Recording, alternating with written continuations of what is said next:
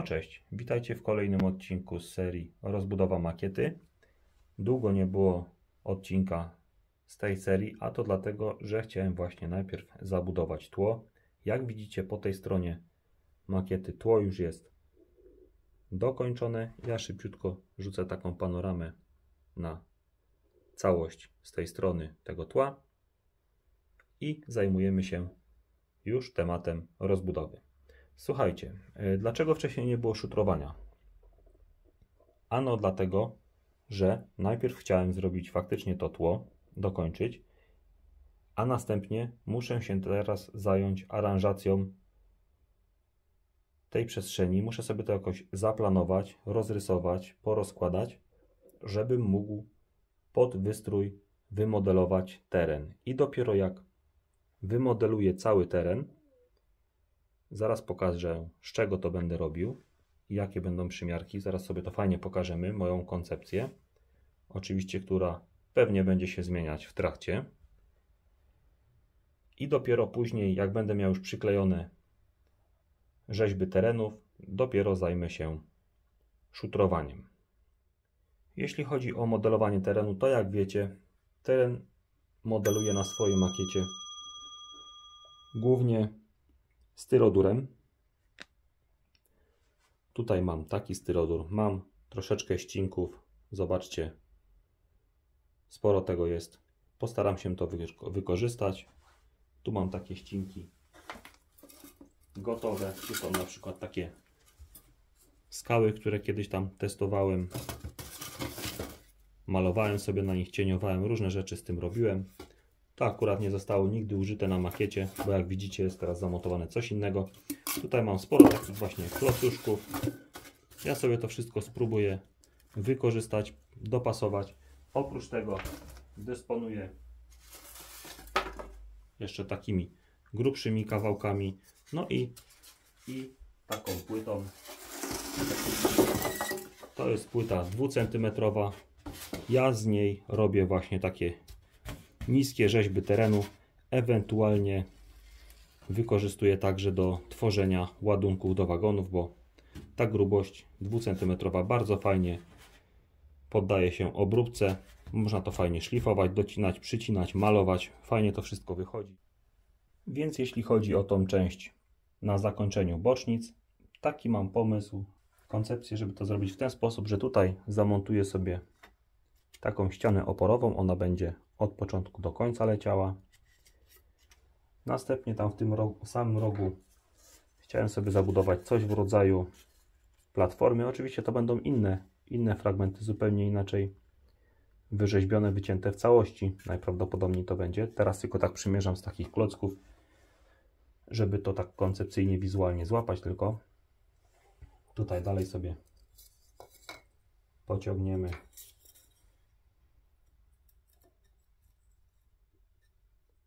tą platformę i żeby tak nie było nudno, chciałem sobie to zróżnicować, zakończenie tutaj tych torów, więc tutaj te 3 bym zostawił tej długości. Zastanawiam się jeszcze nad skróceniem tego toru czymś w rodzaju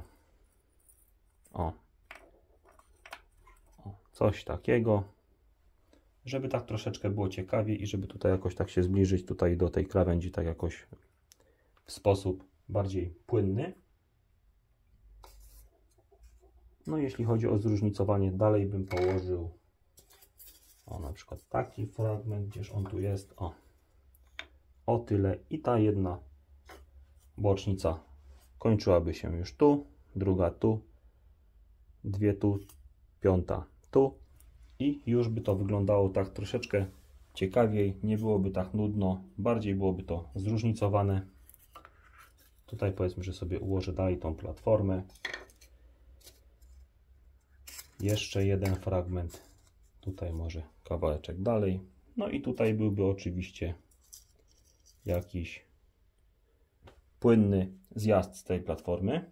I myślę, że jeżeli chodzi o tą platformę, rampę, myślę, że taki wzór będzie mi pasował. Teraz przestawię kamerę i spróbujemy sobie zaaranżować dalszą część. Ja tutaj się przestawię w ten sposób.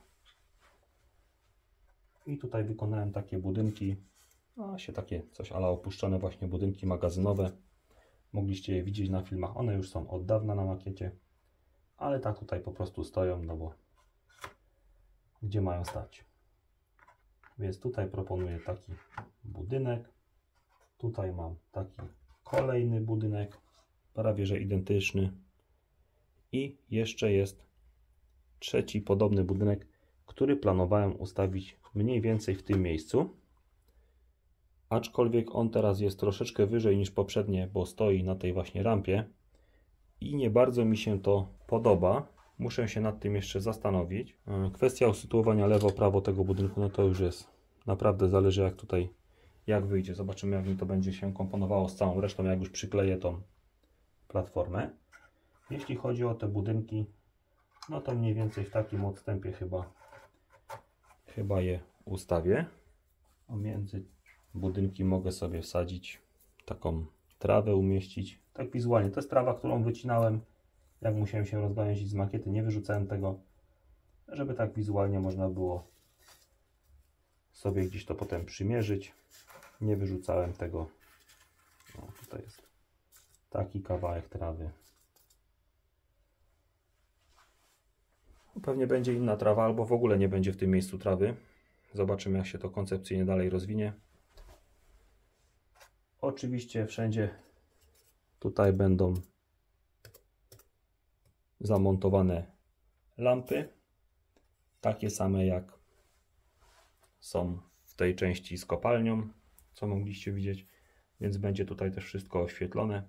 No dobrze, to teraz zobaczmy, jakby się to komponowało z wagonami. Takie przymiarki są bardzo ważne, bo zaraz na początku nasz pomysł jest brutalnie weryfikowany, że się okazuje, że coś mega do siebie nie pasuje i jednak musimy to zrobić inaczej, mimo że wcześniej wydawało nam się, że będzie fajnie. I zobaczmy, jakby to wyglądało. Podstawmy sobie pod rampę jeden wagonik. Tu oczywiście będą wystawały bufory.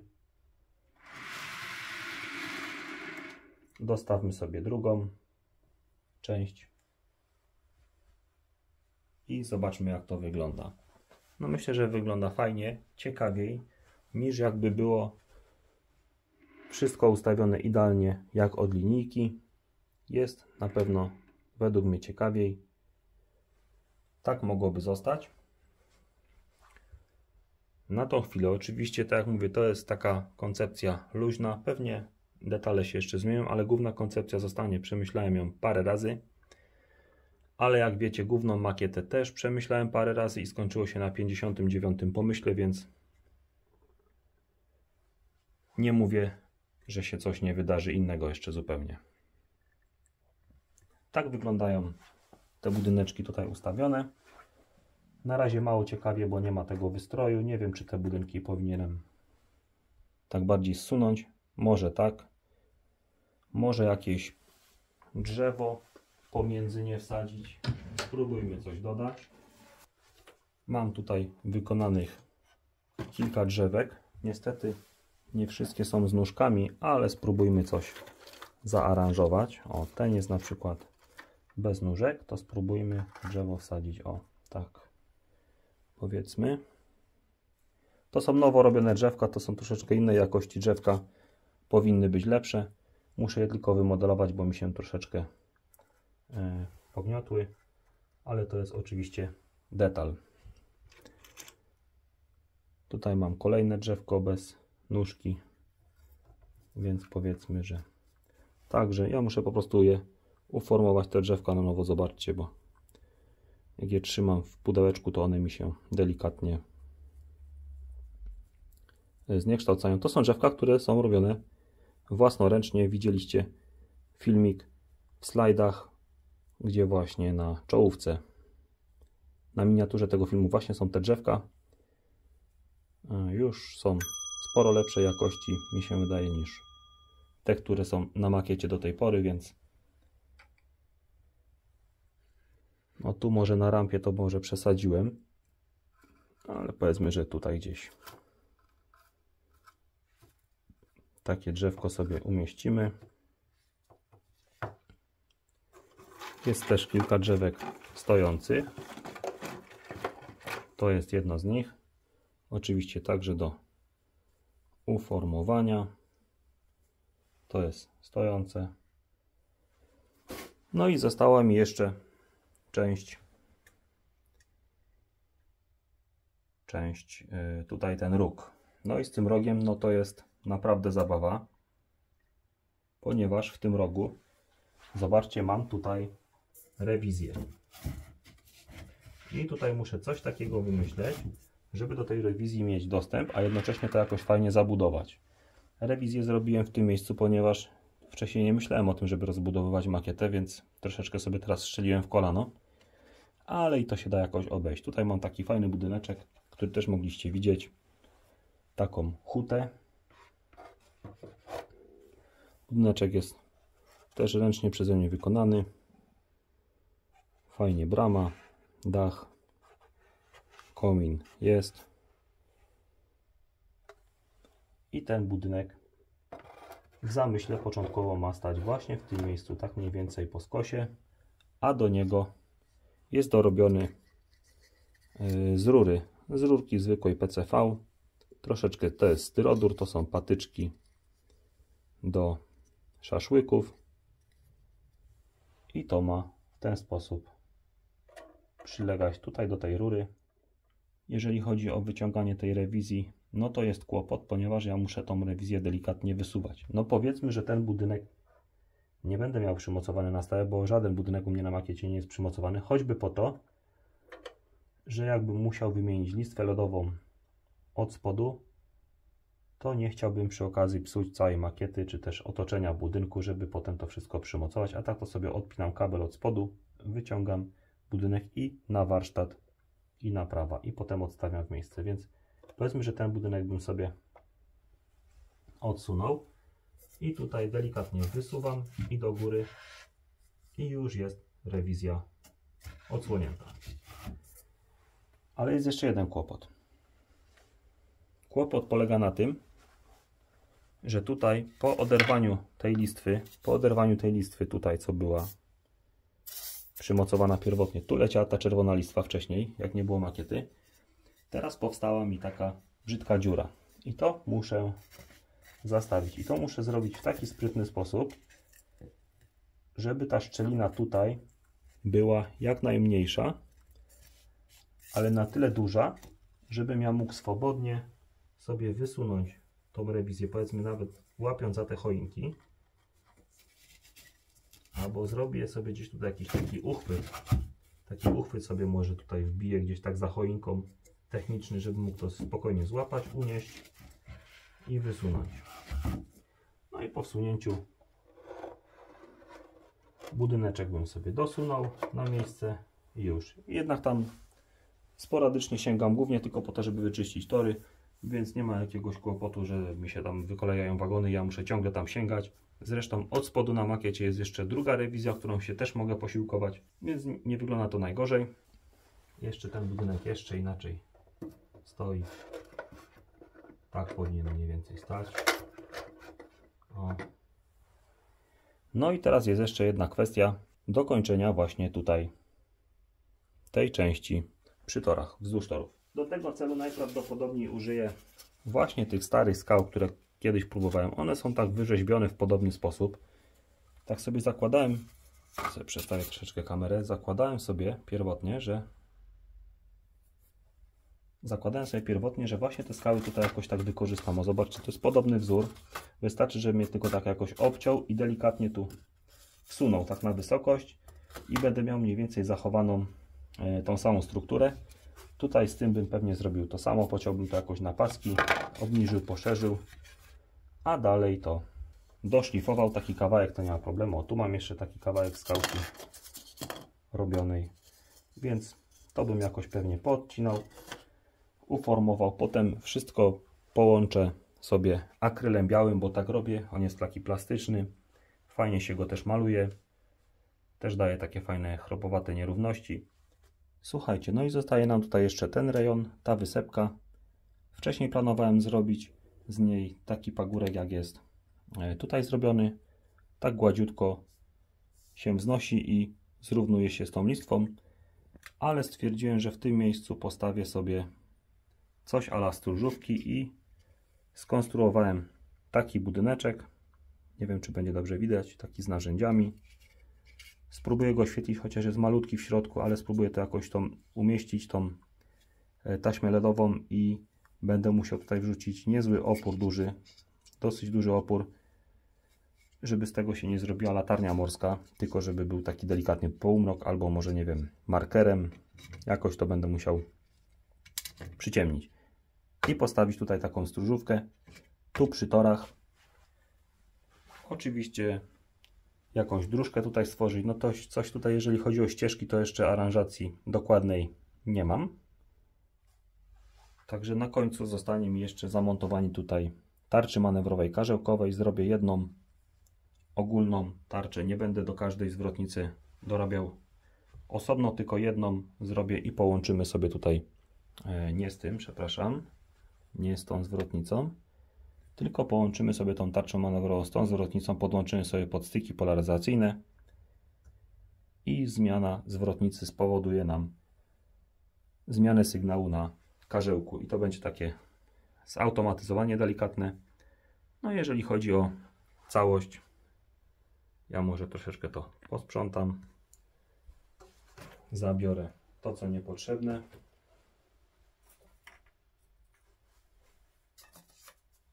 To, co niepotrzebne, tu ułożę, to rzucę. I taka jest wstępna koncepcja.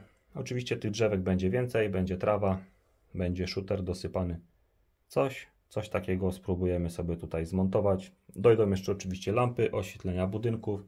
To wszystko może się jeszcze zmienić. Mocno się naprawdę zastanawiam nad tym budynkiem, który jest wyżej. Więc dajcie znać w komentarzach, co sądzicie o tym budynku na tej rampie. Czy on tu w ogóle pasuje, czy nie pasuje. Według mnie pasuje, ale jest troszeczkę za duży. Planowałem go jeszcze przesunąć tutaj do końca, ale tak to chyba też mi się nie podoba. Wolę, jak jest troszeczkę odsunięty. Tam sobie wrzucę jakieś klamoty, czy jakieś krzaka jakiegoś wyrośniętego na betonie, czy jakiś piach rozsypany tam sobie zrobię. Coś, żeby to nie wyglądało jak odcięte od linijki, bo tego bym chciał uniknąć. Dojdą oczywiście oświetlenia budynków, dojdą jeszcze lampy pomiędzy samymi torami, tarcza manewrowa, oświetlenie, jakieś spróbuję zrobić kawałek ogrodzenia. Myślałem jeszcze o jakiejś takiej hałdzie. Skoro to ma być huta szkła, to pomyślałem sobie, że gdzieś tutaj usypę w tym miejscu jakieś hałdy piachu. Oczywiście te hałdy będą wymodelowane takie niskie hałdki właśnie z tego styroduru. Potem to będzie przysypane właśnie piachem, polane płynnym wikolem. Jeszcze raz na to piach i takie kubki żwiru czy też piachu mogliście zobaczyć już na tej części z kopalnią. Właśnie tam jest w ten sposób to zrobione. To nie jest taka kupa piachu pełna, tylko to jest najpierw jest taka fałszywa zrobiona taka przestrzeń ze styroduru, a potem jest dopiero posypane szutrem, kamieniem czy czymkolwiek innym. Więc tak się to prezentuje i dopiero jak będę miał ten teren wymodelowany, przyklejony, oszlifowany, dokładnie połączony, wszystkie miejsca będą zaszpachlowane akrylem, potem dopiero to wszystko pomaluję i zabiorę się za szutrowanie torów. Przez kilka dni ten wystrój będzie sobie u mnie tak leżał. Będę się mu przyglądał, próbował się dopatrzyć jakichś mankamentów, ewentualnie nowych pomysłów i tak pomysł będzie dojrzewał. Najprawdopodobniej coś zostanie poprzestawiane, ale tak jak mówię, na tym to polega, żeby to troszeczkę poleżało na miejscu, żeby się temu przyjrzeć. Może coś tam gdzieś w głowie zaświta jakiś inny pomysł, ewentualnie jakieś korekty, poprawki, coś tam wyjdzie z czasem, że coś tam jest nie bardzo, więc tak będę próbował to zrealizować. Z kolei jeżeli chodzi jeszcze o te skały, bo o tym za dużo nie mówiłem, jak spróbuję to uformować tak, żeby tutaj delikatnie wsunąć, oczywiście pójdą do przemalowania całe, ale tutaj to już wiem raczej na pewno, że tak zrobię, między tymi szczelinami spróbuję umieścić właśnie takie zwisające krzaczki. Właśnie tak jak tutaj to mniej więcej ma miejsce. Tak, żeby to jakoś tak wizualnie się tutaj właśnie zlać, ewentualnie z tą trawą tutaj, która będzie posadzona. I tak to będę próbował powolutku dopasowywać jedno do drugiego. Ale tak mówię, na początku muszę mieć ten szkielet wykonany z tego styroduru, żebym miał zrobioną rzeźbę terenu. Niepokoi mnie jeszcze jedna rzecz. Już tłumaczę.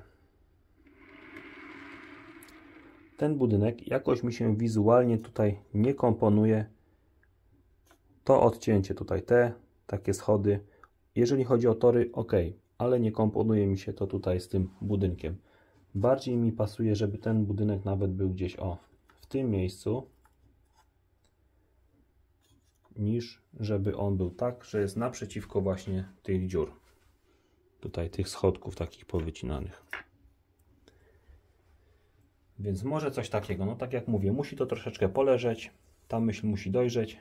Przyjdę na drugi dzień. Prześpię się z tematem, jak to się mówi.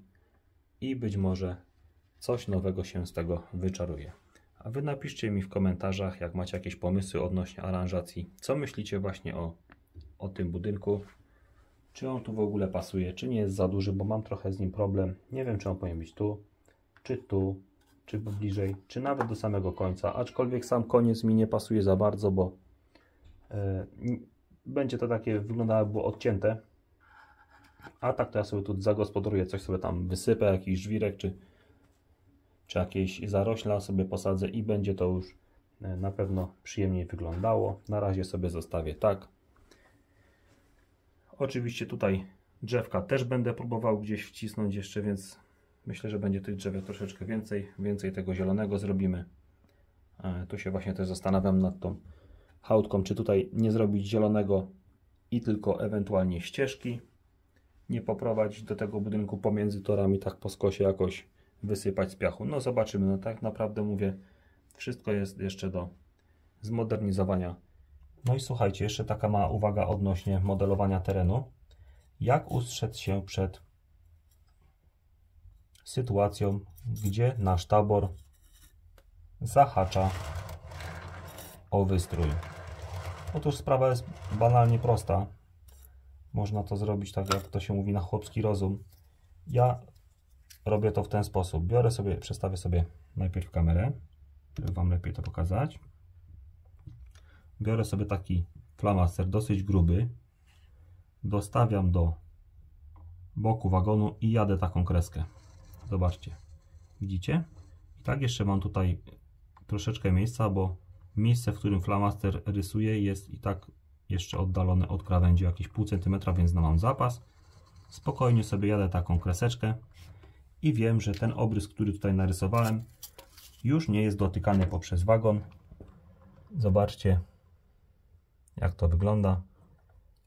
Może tak. Jest jeszcze pół centymetra wolnego miejsca. I w tym momencie mogę tutaj spokojnie sobie dostawić wystrój. Powiedzmy to. I tu się nic nie powinno z tym stać. Zobaczcie, jeszcze jest pół centymetra. Taka fajna metoda, żeby się ostrzec właśnie przed haczeniem taboru o elementy wystroju. No i cóż, polecam do tego używać wagonów, które są jak najdłuższe, ponieważ one najbardziej zachodzą na zakrętach i do tego celu można je użyć, żeby właśnie wyznaczyć tą linię, której nie powinno się przekraczać przy tworzeniu, modelowaniu terenu. To tyle, jeśli chodzi o taki drobiazg, który naprawdę potem może troszeczkę napsuć krwi, jak trzeba będzie coś rwać, poprawiać, przesuwać, rzeźbić. A tak mamy od razu wyznaczoną granicę, jak daleko możemy się posunąć. Przykładowo taki fragment, ja już wiem, że powiedzmy to będzie tutaj pasowało i nic mi nie będzie haczyło. Więc myślę, że to by było na tyle w tym odcinku. Liczę na jakieś ciekawe komentarze, może jakieś pomysły, może jakaś zmiana koncepcji. No dużo już za bardzo zmienić nie mogę, ale wystrój jeszcze jak najbardziej mogę. No i cóż, i to by było chyba na tyle w tym odcinku. Trzymajcie się gorąco. Cześć.